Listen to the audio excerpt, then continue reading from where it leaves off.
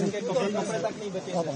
मेहरबानी से कोई गोमी ने ऐलान किया था कि 1.5 लाख 2 लाख कर इससे हमारा कुछ ये तो हमारा सर यहाँ वो तो उन लोगों के लिए जो जख्मी हुए, अभी जो स्ट्रक्चर वगैरह का है सर अभी एंड में बात करें।